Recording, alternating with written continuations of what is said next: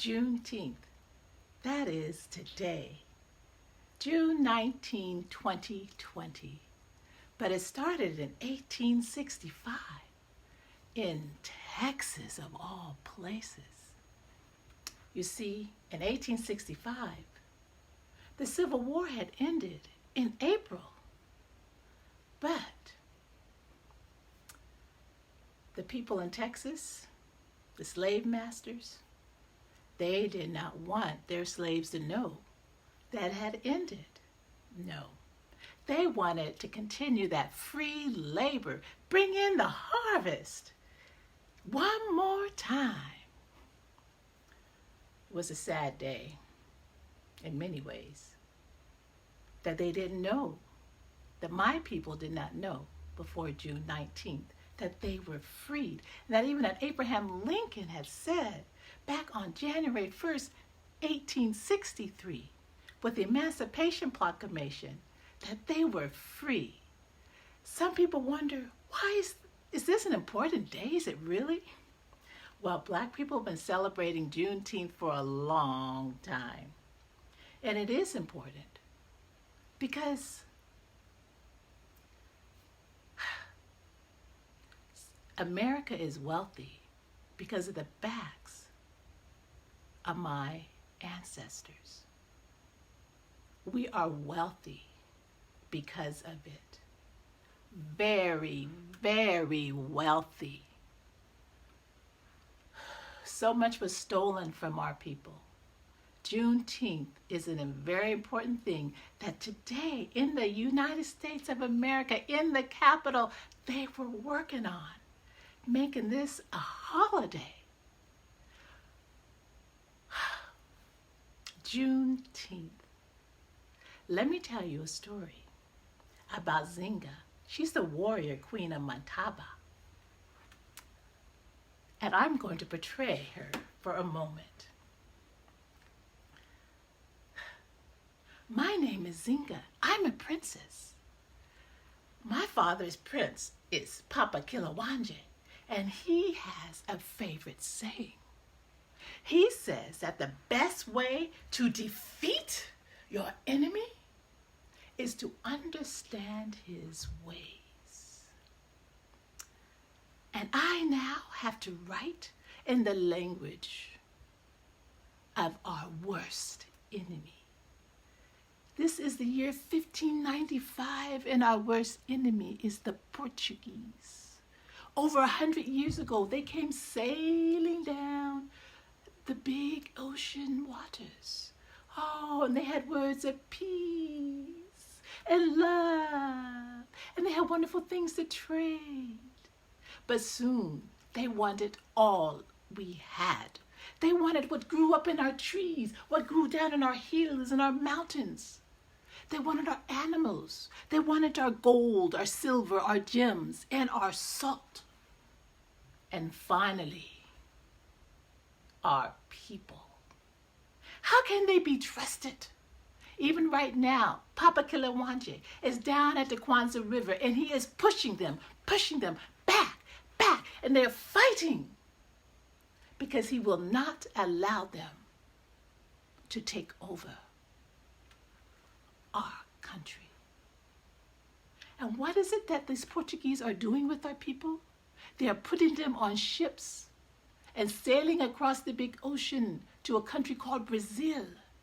And they want them to work in their sugar plantations, where they're taking these machetes and they are cutting them from morning to night.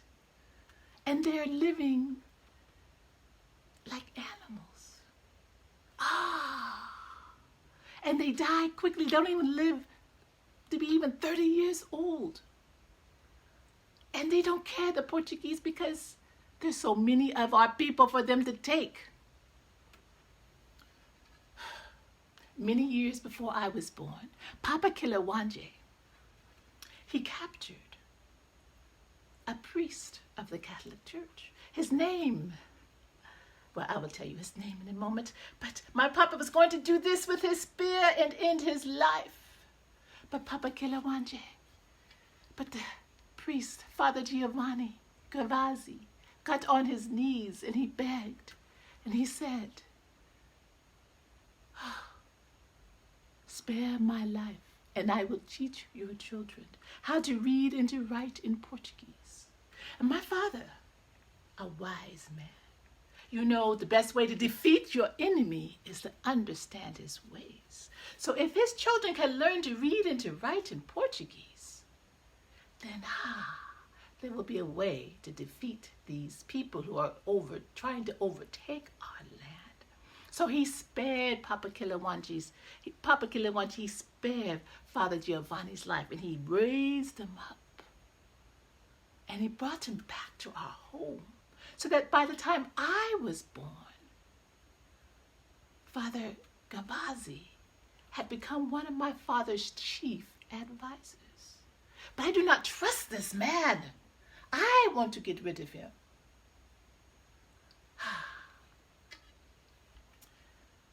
But my papa trusts in him.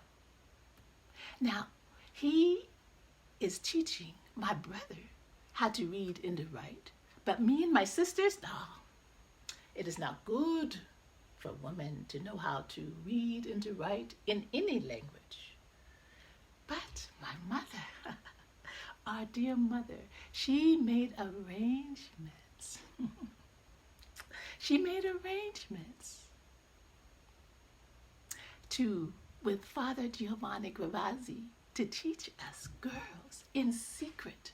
That's why I do not like this man, because if he could make an agreement with my mother in secret to teach us girls, what other kind of arrangements is he making with other people that might hurt my father?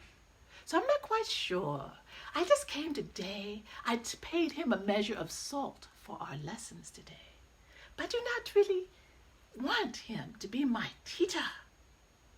What would I rather do with my time? Oh, I'd like to take my spear with the men, and I would like to open up a snake and take out its venom and put my spear and all my arrows inside of that venom. Oh, yes, so that when I go out, I know that when my spear pierces a Portuguese, that it will kill him.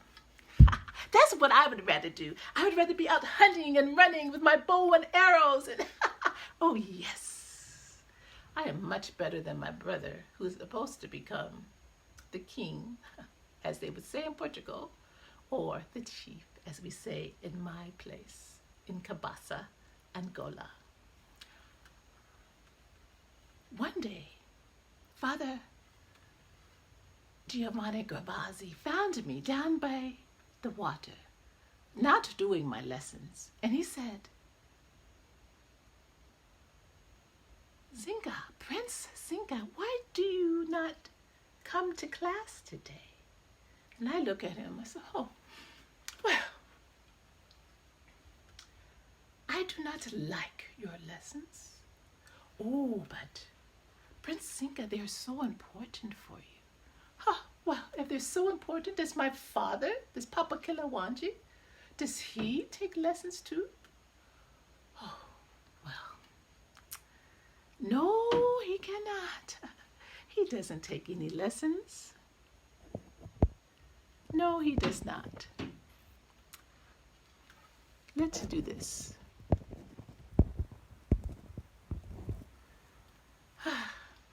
They do not. He does not take lessons, no.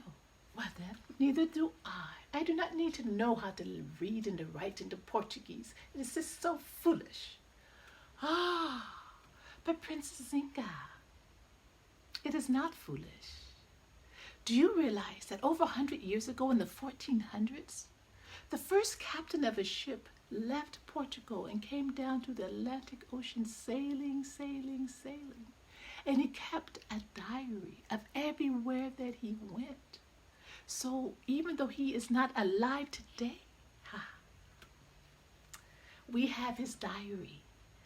And all of the captains could come down and know where to get to the Congo, know how to come to Angola, and know how to come to Kambasa, where you live. Father Gravazzi, There is magic in knowing how to read. I must know it. I will become your best pupil. I will learn how to read and to write, because secretly in my head I'm going, that way I will know how to defeat the Portuguese. And so I did become his best student. And I became so important at one time. Papa Kilawanje summoned me and said that he wanted me to go to Luanda, the capital of Angola. The Portuguese now have a governor on our land. And he wants to negotiate with Papa Kilawanje. And he's sending me because I really know how to read and to write in Portuguese. He's sending me as a spy to know what's going on in that country, in that city. Oh, Papa Kilawanje, I will be going. Yes, I will go. Yes, and I will represent you. And we get into the canoes and we go down and down the Kwanzi River, going. And sometimes we have to lift up the canoe and carry it on our shoulders. And I'm there with many of our warriors. And we're going and we're going and we're going and we're going. And I have never seen anything like Luanda, the capital, Lisbon, the governor, the palace. I stayed there. It was a magnificent place. But he kept me waiting many, many days. But finally I came into his throne room. And there he is sitting on the throne. And he wanted me to sit on the ground. I am a princess. I do not sit on the ground and make myself lower. I am his equal. And I looked around the room. And I summoned a man who I knew was from our village. And I told him, sit on the ground. Kneel on the ground and you will be my throne. And he did. And I sat there and I negotiated with the governor from a position of power and strength. I may be young, but I am no fool. And what that governor told us is that he wanted my father to go out and to capture different tribes. And every year, 2 times a year, to bring 500 men, women, and children to this capital city. And he will be treated very royally and become very wealthy, and we will have peace forever, for our people will never be captured. And I asked from a position of strength, well, Governor, what do you need 500 men and women 2 times a year? Why do you need them to come here? He did not want to answer. Oh, well, I just need them to work in my capital here, and I have lots of work for them to do. I have lots of plantation work here to do. That's all that I have. I did not trust him, but I told him, I will take your words to my father. And later I asked the woman who was my servant during that time, and I treated her very nicely. And I asked her, what was those ships outside of my window for? Down on the harbor, and why do they leave? And why do I see my people being put into these canoes and being taken out there, and my people are chained up? What is happening? And she told me, they are being taken to these ships, and they're going to be put down to the bottom of these ships and taken over to Brazil to work in the sugar plantations, and they will last maybe only about 8 years or 10 years. But it is okay, because here in Angola there are so many of you to replace those who die. My papa will not consent to this. And so we go back in the rowboat, back to Papa Kilawanje. And I tell him everything that the governor has says. And he says, no, I am against slavery. We will not do it. And so my father continued to push and to push and to push the Portuguese back. But finally, Papa Kilawanje does not make it home alive.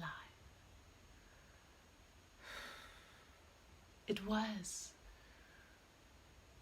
a so sad day for us.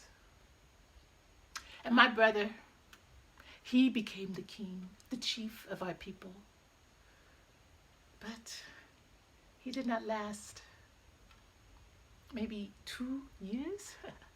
Some try to say that it was me who caused his demise. I would not do that to my brother. But now I, a woman, become the queen of Nataba. And I continue to lead our people to fight against the Portuguese, to put an end to slavery. And I even got some of our warriors to pretend that they were captured as slaves. And they were put on those ships and they went to Brazil. And in Brazil, on those plantations, they told them, we will fight. We will burn their houses down. I caused insurrections in Brazil. We will not be ruled by anybody. So in the United States, you have Juneteenth. It is a very important day. We gave our lives in the 1500s and the 1600s trying to stop the slave trade. Juneteenth is the end of slavery in the United States of America. Celebrate it.